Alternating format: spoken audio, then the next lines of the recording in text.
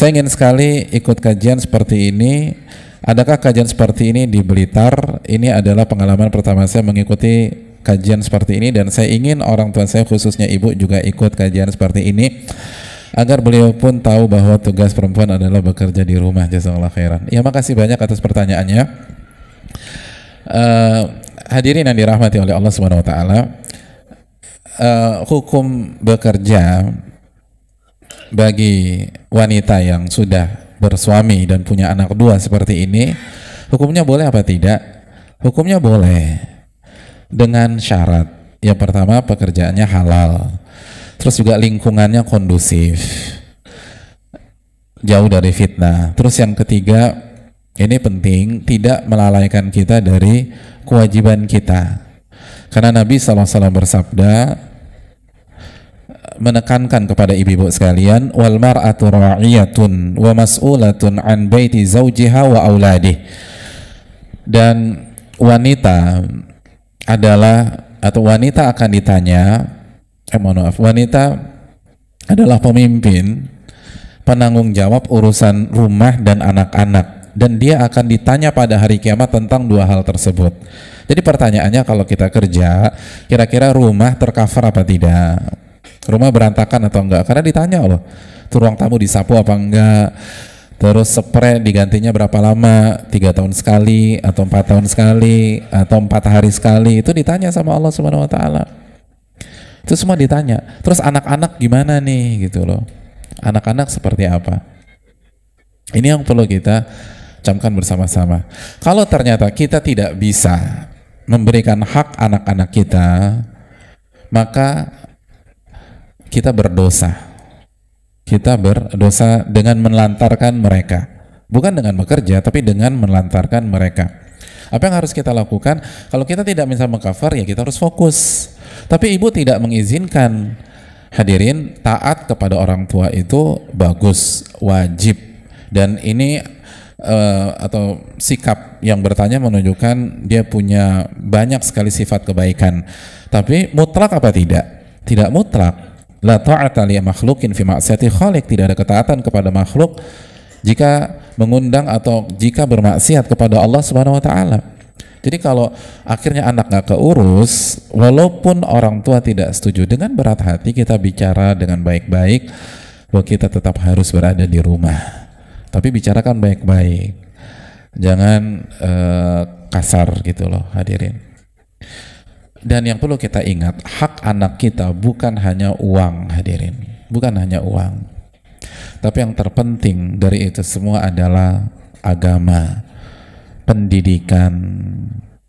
Pertanyaannya, sudahkah kita mendidik mereka dengan benar? PR kita harus tahu konten. Untuk mendidik anak, kita harus tahu konten yang benar. Lalu yang kedua, kita harus tahu bagaimana menyampaikan konten itu dengan benar. Nah pertanyaannya, kita udah tahu belum tuh? Sudah tahu iman. Nah kalau kita nggak tahu iman, gimana kita mengajarkan anak kita beriman? Kalau kita nggak tahu tentang Allah, gimana kita memperkenalkan Allah kepada anak kita?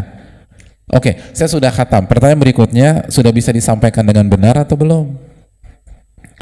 Makanya hadirin sekalian, walaupun boleh ya, tapi analoginya simpel aja. Sebuah hal yang sangat sulit, sebuah klub sepak bola memenangkan pertandingan kalau semua pemainnya striker, tidak ada penjaga gawang. Antum paham nggak? Ibu-ibu paham nggak, Bu? Suka nonton bola nggak? Tapi nggak usah lah, Bu, ya, baca Quran aja. Ngerti antum? Mungkin bisa menang, tapi persentasenya berapa sih? Jika semuanya striker, nggak ada back, nggak ada penjaga gawang, kira-kira bisa menang nggak? Agak berat tuh. Nah begitu juga dalam kehidupan, hadirin. Harus ada yang menjaga gawang rumah kita dari virus-virus akidah, virus-virus ibadah, kemaksiatan. Harus ada yang kontrol anak-anak di rumah. Apalagi ada wifi di rumah gitu. Terus yang kontrol siapa tuh? Kita nggak tahu anak kita pulang jam berapa, Yang penting kan dia pulang sebelum kita pulang gitu loh. Kita pikir anak kita pulang cepat, padahal dia baru pulang 3 menit sebelum kita gitu loh. Kan kita nggak tahu, dan banyak demikian nggak tahu. Kan begitu. Hadirin yang dirahmati Allah. Betapa banyak orang baru nanti nyeselnya belakangan gitu loh. Setelah ketangkep gitu loh, positif, pakai putau lah, pakai ganja lah, pakai sabu lah, baru nangis. Terus mengatakan anak saya baik-baik aja loh. Ya nggak mungkin baik-baik aja lah. Kalau ketangkep nyabu itu sudah proses tuh hadirin. Kalau perhatian itu ibu bisa tahu kapan hari pertama anaknya nyoba ngerokok tuh ketahuan. Ketahuan nggak hadirin? Bau baju tuh sama apa enggak? Beda. Bau mulut beda. Tapi kenapa nggak ketahuan? Begitu pas ketangkep baru ketahuan. Karena kan pas anak pulang ke rumah ibunya nggak ada di rumah. Atau ibunya lagi keluar lah, atau nggak dipeluk tuh anak, kalaupun ada di rumah di kamar, jadi nggak ketahuan. PR kita banyak hadirin sekalian, khususnya ibu-ibu sekalian. Jadi pertanyaannya bisa di cover apa enggak? Ibu-ibu akan ditanya tentang anak-anak, akan ditanya. Jadi nggak gampang. Bu, anak yang soleh dan soleh itu pahalanya gede apa kecil? Gede. Dan semua kaidah mengatakan inna idhamil jaza ma'a idhamil bala. Besarnya pahala itu tergantung tingkat kesulitan dan beratnya ujian. Jadi nggak mungkin mencetak anak yang soleh itu gampang. Harus totalitas, harus habis-habisan. Nah kira-kira bisa nggak tuh ketika kita memberikan diri kita yang sudah sisa ke anak kita lalu kita maksimal, itu pertanyaannya. Iya kan? Kan udah sisa kerja berapa? 8 jam. Terus macet berapa jam sekarang? Macet berapa? Antum kena macet di mana aja? Kena macet di mana aja? Tol Bekasi kena. Terus masuk Cawang kena. Terus Pancoran kena lagi. Terus apa lagi? Kuningan masih macet nggak? Oh, tuh, masya Allah. Kira-kira bisa nggak tuh tampil fresh di hadapan anak? Jadi itu yang terjadi. Terus belum lagi ngelayanin suami. Aduh hadirin, perlu dipertimbangkan lah baik-baik. Dan mendidik itu bukan hanya kasih uang. Mendidik itu bukan ngajar, bukan ngirim data. Ngirim data gampang. Tapi mendidik itu harus dikawal dari detik demi detik. Tapi kan sayang Pak Ustadz, saya kan udah sekolah S1, sudah sekolah capek-capek, masa jadi ibu rumah tangga? Loh justru bagus tuh Bu. Justru harusnya S3 tuh ibu rumah tangga gitu loh. Atau ilmunya mantep walaupun nggak formal. Kenapa? Kok sama anak sendiri perhitungan sih? Anak kita justru akan luar biasa jika yang mengasuh itu pinter, yang mengasuh itu pendidikannya tinggi atau ilmunya itu dalam. Kalau kita kasih asisten rumah tangga kita yang sekolahnya hanya sampai kelas 3 SD, kira-kira gimana hadirin? Beda nggak dengan ibunya yang prestasinya di mana-mana? Ya beda lah.